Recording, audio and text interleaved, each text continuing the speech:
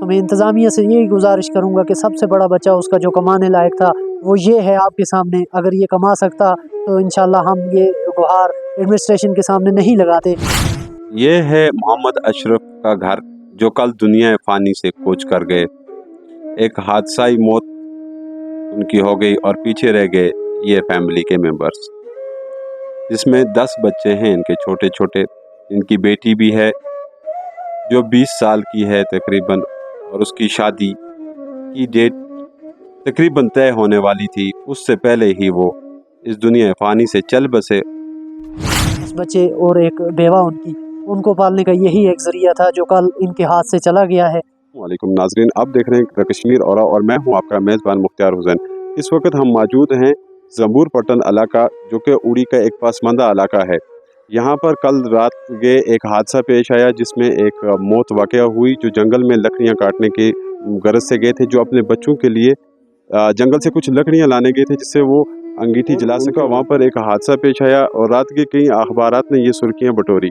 करेंगे यहाँ के मकामी लोगों से और जानने की कोशिश करेंगे। जी, यहाँ तो कल एक वाक़या हुआ कि यहाँ मोहम्मद अशरफ साहब जो अपने घर से गए थे जंगल में लकड़ी लाने के लिए, तो उनका वहीं लकड़ी लेकर तो वहीं उनकी डेथ हो गई। उठा कर चल रहे थे लकड़ी, तो इसलिए हम एडमिशन से और ये अपील करते हैं कि वो उनका कम से कम 10 आदमी उनका परिवार होगा। जी, कितना? 10 आदमी का परिवार है। वो तो गरीब मामले का है। ये मकान के हालात भी देखो खुला पड़ा हुआ है, इसलिए हम एडमिशन से ये अपील करते हैं कि इनकी कुछ मदद होनी चाहिए। और अपने एमएलए जो हमारा कंसर्न एमएलए, उससे भी हम ये अपील करते हैं कि इनकी कुछ मदद होनी चाहिए कि आइंदा कि 10 बच्चों को पालन कैसा होगा।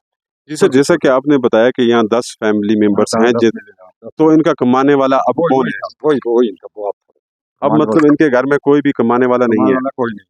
सबसे बड़ी लड़की जो है उसकी वो तो शादी की बात हो रही थी, उससे छोटा बच्चा है, उससे सब छोटे हैं, बाकी जो उससे छोटे हैं। सबसे बड़ी इनकी बच्ची है जिसकी शादी की बात हो रही थी, लेकिन अभी शादी किसी की भी नहीं है। नहीं, शादी नहीं हुई। शादी की बात उसकी चल रही थी, जब बाप की डेथ हो गई तो ये इलाका ही ऐसा है, जब जंगल पहाड़ में रह रहे हैं। हाँ, हमारा ये इसी पर गुजर होती है और कोई यहाँ मुलाजमत नहीं है और कुछ नहीं है। इनको अगर ये वाई के जो आ रहे हैं, ये कोठे का कोई मदद हो जाए, और कई स्कीमें गवर्नमेंट के पास फंड्स होती हैं कि ऐसे परिवार के लिए कुछ मदद होनी चाहिए। ये एडमिशन से ये अपील कर रहे हैं और अपने एमएलए उड़ीसा से याद करते हैं। जी शुक्रिया। तो मैं आपसे यही गुजारिश करूं आपके माध्यम से, क्योंकि आप एक प्लेटफॉर्म हैं, आपकी ये जो गरीबों की आवाज़ है ये अक्सर व बेशतर सोशल मीडिया के ज़रिए ही हाई ऑफिशियल तक पहुंचती है। तो मैं यही मांग करूंगा, शॉर्ट में यही मांग करूंगा कि ये जो फैमिली है अब ये उम्मीदों पे है और तवक्कात पे है। जो गवर्नमेंट ने स्कीमें बनाई हैं उसके अंडर आते हैं एसडीआरएफ, एनडीआरएफ या रेड क्रॉस सोसाइटी। तो यहाँ पे जो ये कुंबा है ये 10 अफराद पे मुश्तमिल है। तो यही मांग हमारी रहेगी कि इस फैमिली की बाज़ाबादकारी के लिए जो हंगामी बुनियाद पे इकदाम उठाने हैं वो इंतज़ामिया को उठाने चाहिए और यहाँ आके इनका हाल जानना चाहिए, ऑफिशियली यहाँ विज़िट करना चाहिए और जो भी इनकी मदद हो सकती है वो इनको करनी चाहिए। फाइनेंशियली जो है इसका वही सोर्स ऑफ इनकम था, वही ज़रिया था अपने 10 अफराद को और अपनी बेवा जो है 10 बच्चे और एक बेवा उनको पालने का यही एक ज़रिया था जो कल इनके हाथ से चला गया है।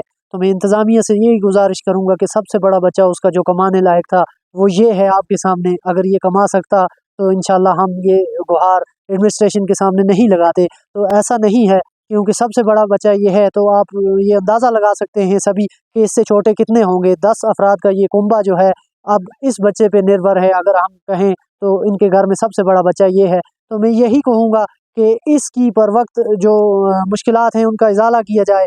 जिस असिस्टेंस में भी ये आता है, ये डिस्ट्रिक्ट एडमिनिस्ट्रेशन से, खासकर हमारा जो तौकात है अपने डॉक्टर साहब एमएलए उड़ी से, तो उन्होंने कल काफ़ी मदद भी इस फैमिली की है। तो आगे भी उनसे यही उम्मीद रहेगी कि वो इनके साथ रहें, बर वक्त इनकी जो मुश्किलात हैं उनका अजाला करें।